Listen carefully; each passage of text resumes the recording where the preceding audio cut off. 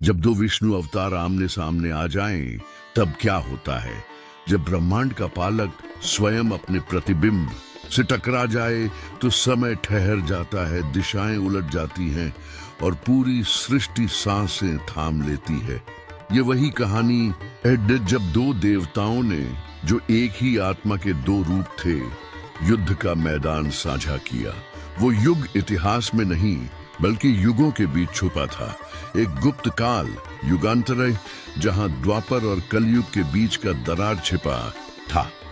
उसी समय पृथ्वी पर दो अवतार प्रकट हुए।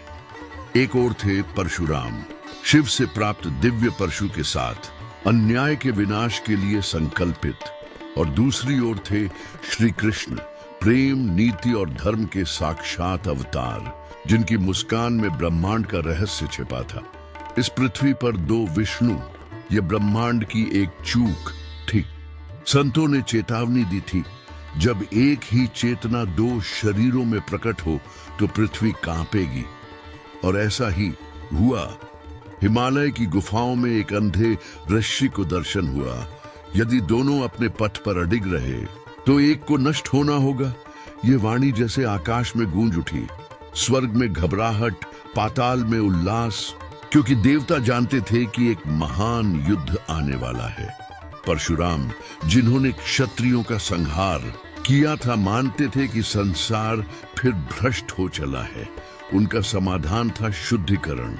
वहीं कृष्ण, भविष्यदर्शी और करुणामय, मानते थे कि युद्ध अंतिम उपाय होना चाहिए। फिर एक रात कुरुक्षेत्र की भूमि पर, जहां समय थम जाता है, दोनों अवतार आमने सामने आए। परशुराम बोले, हे कृष्ण, तुम मेरे समान हो, लेकिन यह भूमि हमें दोनों को सहन नहीं कर सकती। या तो तुम जाओ या फिर मैं अपना परशु उठाऊं। कृष्ण ने मुस्कुराते हुए उत्तर दिया, मैं यहाँ धर्म की रक्षा के लिए हूँ। यदि तुम युद्ध चाहते हो तो मैं पीछे नहीं हटूंगा। उसके बाद जो हुआ वह केवल युद्ध नहीं था, वह ब्रह्मांडीय संतुलन की परीक्षा थी। परशुराम ने अग्नि की भांति आक्रमण किया। कृष्ण ने जल की तरह उन्हें मोड़ा। हर प्रहार से पृथ्वी कांप उठी, हर मंत्र से तारे डगमगाए। देवता मौन, मानव भयभीत, राक्षस छुप गए। फिर परशुराम ने अंतिम अस्त्र उठाया, ब्रह्मास्त्र, अपने परशु से संलग्न। कृष्ण ने उत्तर दिया अपने सुदर्शन चक्र से। जब ये दोनों दिव्य शक्तियां टकराईं, एक क्षण को समय थम गया। सन्नाटा सब पर भारी हो गया और फिर एक तेज प्रकाश विस्फोट हुआ। जब धूल छंटी, दोनों अवतार भूमि पर बैठे थे, थके हुए पर जीवित। परशुराम ने अपनी भूल समझी। मैं अंत नहीं, संक्रमण। कृष्ण ने उन्हें सहारा दिया। तुमने संसार को मेरे लिए तैयार किया, अब मैं अगली यात्रा को दिशा दूंगा।